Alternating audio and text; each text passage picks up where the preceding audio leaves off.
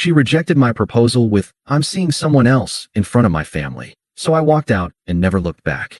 Now she's a viral meme, and he dumped her for being cruel. Hey viewers, before we move on to the video, please make sure to subscribe to the channel and hit the like button if you want to see more stories like this. Thanks. The aroma of garlic and fresh basil hung heavy in the air, mingling with the soft clinking of cutlery and the low murmur of happy conversation. I looked around the private dining room of Giovanni's, a cozy Italian place my mom adored. My parents, David and Susan, sat beaming at the head of the table, their hands clasped over a celebratory bottle of Chianti. 30 years. 30 years since they'd stood at an altar, two kids with dreams and a whole lot of love. Today wasn't just their anniversary. It was also Mom's 60th birthday, a double celebration I'd meticulously planned. My brother, Mark, was across from me, teasing his wife, Sarah, about her terrible Italian accent.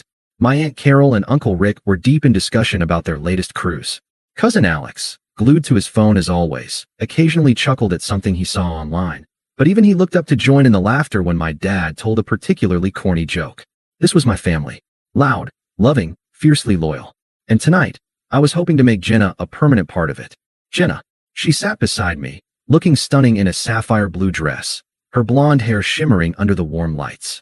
She had a knack for charming everyone, and tonight was no exception. She'd spent the early part of the evening regaling my parents with tales from her marketing job, making them laugh with self-deprecating humor about client demands. I caught my mom's eye, and she gave me a subtle, approving nod. My heart swelled. This was it. This was the moment. We'd been together for 5 years. 5 years of first dates, shared apartments, quiet movie nights, and big dreams. I remembered the first time I brought her to meet my family. She'd been nervous, but within minutes, she had them wrapped around her finger, cracking jokes with my dad and discussing art with my mom. She just fit. Or so I thought. We'd talked about marriage, vaguely, a future that always included us. I'd put off proposing for a while, wanting to be completely sure, wanting the timing to be perfect. With Mom and Dad's milestone, tonight felt like fate. A new beginning, built on a bedrock of enduring love. In my pocket, nestled in a velvet box, was my grandmother's engagement ring. A simple gold band with a single, elegant diamond. It had been passed down through generations, a symbol of enduring love in my family. I imagined it on Jenna's finger, sparkling, a promise. My thumb traced the edge of the box, feeling the slight weight of it. My hands were already trembling, a mix of nerves and overwhelming excitement. This was going to be one of the best nights of our lives. My life. Our life. Dinner wound down, plates cleared, and dessert menus were offered. I caught Mark's eye. He knew what was coming. He gave me a quick, encouraging wink. It was now or never. I took a deep breath, trying to calm the frantic beating of my heart. I pushed back my chair, drawing everyone's attention. A hush fell over the table. My mom looked at me, her eyes filled with a mother's intuition. Jenna, however, seemed to barely notice, still scrolling idly on her phone beneath the table, her typical detached air. I cleared my throat, the sound ridiculously loud in the sudden silence. Everyone. I began, my voice a little shaky but firm. I just want to say a few words. Tonight is incredibly special. 30 years, Mom and Dad. That's an amazing legacy of love and commitment. And Mom, happy 60th. You both showed me what true partnership looks like. I looked at my parents, who were beaming, my mom already tearing up. Then I turned to Jenna, making eye contact. Her eyes were wide, suddenly aware of the spotlight. I saw a flicker of something in them. Not excitement, but perhaps annoyance? I pushed the thought away. Nerves, probably. Jenna. I continued, my voice gaining strength, infused with all the love and hope I felt. For 5 years, you've been an incredible part of my life. You've challenged me. You've made me laugh.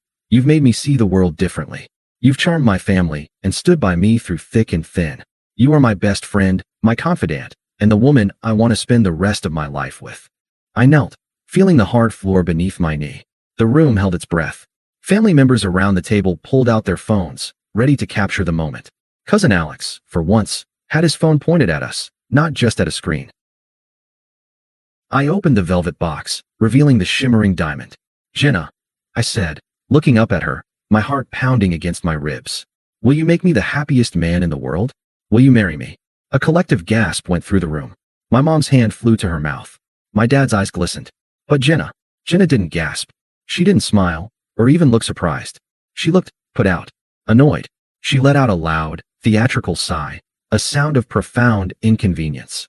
Her eyes rolled slightly, almost imperceptibly, before she even spoke. Oh, Liam. God, this is so awkward. Get up. You're making a scene. My blood ran cold. I stayed on my knee, the ring box still open. Confused.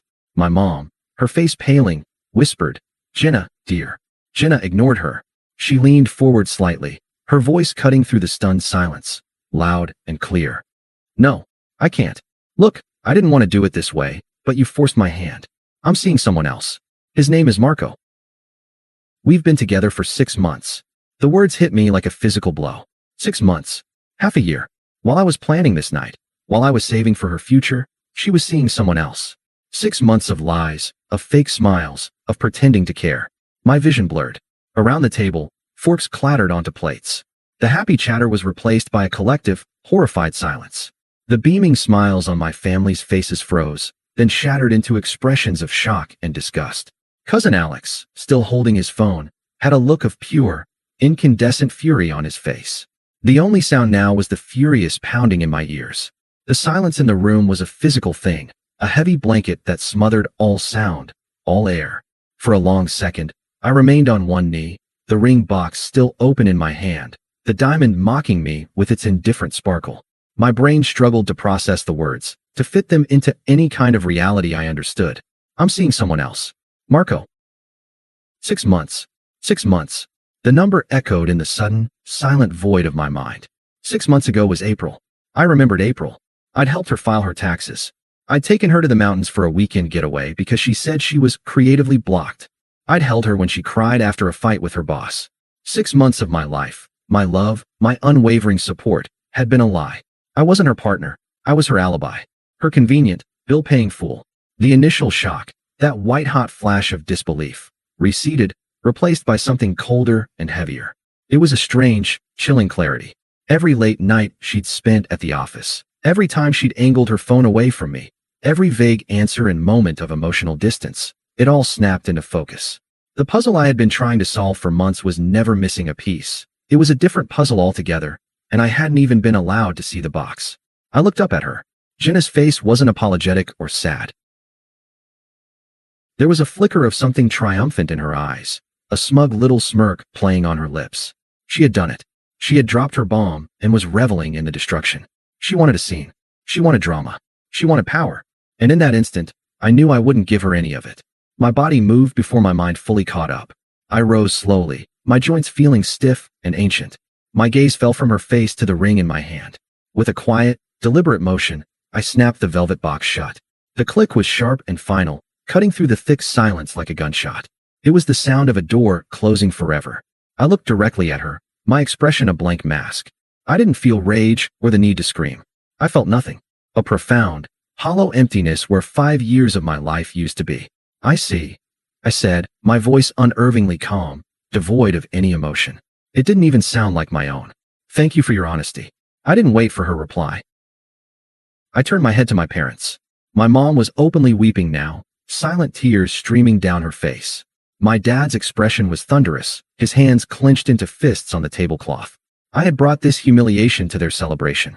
That was the only thing that managed to pierce through the numbness. Mom, Dad, I said, my voice softening just a fraction. I'm so sorry I ruined your anniversary. My dad started to say something, to rise from his chair, but I gave a small shake of my head. I placed my cloth napkin neatly on the table beside my untouched plate of tiramisu. Then, I turned and walked away. I didn't run. I didn't storm out.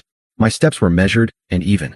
I walked past the other tables in the main dining room, past the curious glances of strangers, and straight towards the heavy wooden door at the front of the restaurant. As I passed our table, I caught a glimpse of my cousin Alex. He was still holding his phone up, but he wasn't looking at the screen.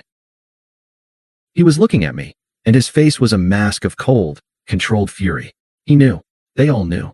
I pushed the door open and stepped out into the cool October night. The air felt clean, sharp. I took a deep breath, and then another. I didn't look back. I just kept walking down the street, away from the warm lights of the restaurant, into the quiet darkness. I had no destination in mind. I just knew I could never go back. I ended up at my brother Mark's apartment. I didn't even remember the drive over. He opened the door, took one look at my ashen face, and simply pulled me into a hug. There were no questions, no platitudes. He just led me to the couch, put a glass of whiskey in my hand, and let the silence sit. I spent the next 2 days in a fog, moving between his couch and the guest room, feeling like a ghost haunting someone else's life. My first act of self-preservation was surgical. I took out my phone and, with numb fingers, blocked Jenna's number. Then I went through every social media platform, Facebook, Instagram, all of it, and blocked her profile. No angry final texts, no dramatic unfollowing. Just a quiet, digital erasure. She was a tumor, and I was cutting her out. My family sent a flurry of worried texts, which I answered with a single, copied and pasted message. I'm okay. Safe at Mark's. Just need some time. Please don't contact her. It was a simple boundary, the first I'd built in years. On the third morning, I woke up to my phone buzzing incessantly on the nightstand. It wasn't Jenna. It was everyone else. Dozens of notifications, texts from friends I hadn't spoken to in months, missed calls. A text from Mark, who was in the other room, simply said, "Check the internet." Alex did a thing. With a sense of dread, I opened my browser. It wasn't hard to find. A video, uploaded to YouTube, Reddit, and Twitter, was already rocketing into virality. The title was simple and brutal. My cousin's girlfriend of 5 years rejects his proposal by revealing her affair in front of our family. Alex had edited it brilliantly. It started with the end of my heartfelt speech, my voice filled with hope and love. It showed the room filled with my family's smiling faces. It showed me on one knee, the ring held out like an offering. And then it captured Jenna's performance in crystal clear high definition. Her condescending sigh, the bored, cruel look in her eyes. Her words, sharp and clear thanks to the restaurant's acoustics. Get up. You're making a scene. I'm seeing someone else. His name is Marco. We've been together for 6 months. The video didn't show the aftermath. It ended on a freeze frame of my face, a mask of stunned heartbreak, as I slowly rose to my feet. It was devastating. And it was perfect. The internet did what the internet does. It passed judgment, swiftly and without mercy. Hashtag Team Liam was trending. Jenna was universally condemned. They nicknamed her the Proposal Wrecker and Giovanni's Jezebel. Memes appeared almost instantly. Her smug face photoshopped onto movie villain posters. My heartbroken expression captioned with the moment he realized his girlfriend was a subscription service. The fallout for her was catastrophic. Amateur sleuths found her social media profiles before she could make them private. They found her marketing job. They found Marco. And Marco, it turned out, was not prepared for this kind of attention. He was a self-styled brand consultant whose entire online persona was a carefully curated fantasy of luxury travel, motivational quotes, and staged photo shoots. Being publicly outed as a homewrecker who was complicit in such a cruel act was a direct hit to his precious brand. His response was immediate and ruthless. He posted a public statement claiming he was profoundly misled by a deeply unstable woman. He claimed Jenna had told him she was in an open relationship and that he had no idea about the proposal. He painted himself as another victim of her manipulation. Then, according to a mutual friend who couldn't resist sending me the gossip, he called Jenna and dumped her in a tirade of panicked rage, screaming that she had ruined his image before blocking her on everything. He discarded her as easily and as cruelly as she had discarded me. The irony was so thick I could have choked on it. 6 months passed. 6 months of therapy, of quiet rebuilding, of learning to sleep through the night again. I'd moved into a new apartment, a bright, airy loft downtown that was entirely mine. I poured all my fractured energy into my work, leading a design project for a new city museum that was earning rave reviews. I was healing. The wound was still there, a tender spot in my chest, but it no longer ached with every breath. It was becoming a scar, a quiet reminder of a battle I had survived. And then, the messages started. A text from a number I didn't recognize. Liam, I know you hate me. I deserve it. But that video destroyed my life. I lost my job. Marco left me. My landlord is evicting me. Please, can we just talk? This isn't fair. I stared at the message, feeling a cold detachment. This isn't fair. The sheer audacity of it. She still didn't get it. She wasn't sorry for what she did. She was sorry for the consequences she was facing. I saw the blame shifting, the pathetic plea for pity. I deleted the text and blocked the number without a second thought. A week later, my phone rang. It was Jenna's sister, Michelle. I hesitated, then answered, putting the phone on speaker. Liam, you need to talk to her, Michelle said, her voice tight with frustration. She's a complete wreck. She can't leave the house. You may have moved on, but she's paying a heavy price. Your cousin ruined her life by posting that. The blame again. Never directed at the person who actually committed the betrayal. Michelle, I replied, my voice calm and even. My cousin posted a video of what Jenna did. It was the truth. Her consequences are her own. Please don't contact me about this again. I hung up before she could argue. The boundary held. The final attempt from that period was the most revealing. It came a week after the call with her sister. I was leaving work when I saw a missed call from another unknown number, followed by a voicemail notification. I listened to it in my car. It was Jenna. The pleading victim was gone, replaced by a raw, snarling bitterness. Fine. Ignore me. Be a coward. Her voice shrieked, distorted by rage. You think you're so perfect? You and your perfect little family. You did this to me. You planned that proposal to trap me, and when it didn't work, you set your family on me to ruin my life. I hate you. I hate you. I listened to the message twice. There it was. The real Jenna. Not the charming woman I thought I knew, but a venomous, narcissistic creature who saw betrayal not as her own failing, but as a conspiracy against her. In that moment, any lingering trace of nostalgia or sadness I had for the woman I thought I loved evaporated completely. All that was left was the cold, hard relief of a man who had escaped a burning building just in time. I deleted the voicemail. The last tether was cut. My silence, it turned out, was the one thing she couldn't control, and it was driving her insane. A full year had passed since the night at Giovanni's.